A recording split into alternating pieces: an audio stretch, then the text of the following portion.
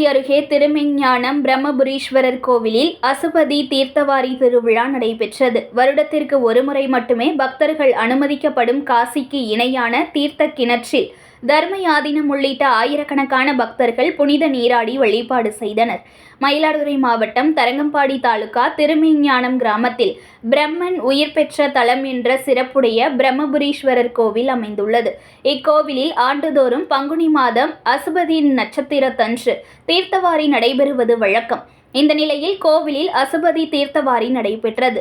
இந்த நாளில் புனித நீராடுவது சிறப்பு என்பதால் ஏராளமான பக்தர்கள் கோவில் கிணற்றிலிருந்து தண்ணீரை எடுத்து புனித நீராடினர்.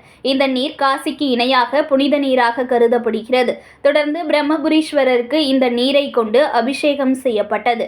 ஆண்டில் இந்த ஒரு நாள் மட்டும் அந்த கிணற்றில் புனித நீராடுவதற்கு பக்தர்கள் அனுமதி உள்ளது.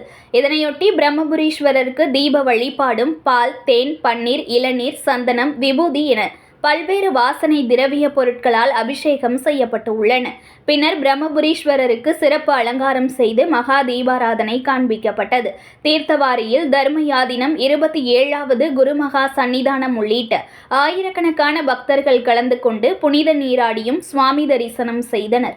அதனைத் தொடர்ந்து பக்தர்களுக்கு அன்னதானம் வழங்கப்பட்டது. செய்திகளை உடனுக்குடன் தெரிந்து கொள்ள லைக் பண்ணுங்க, ஷேர் பண்ணுங்க, சப்ஸ்கிரைப் பண்ணுங்க, மறக்காம கமெண்ட் பண்ணுங்க.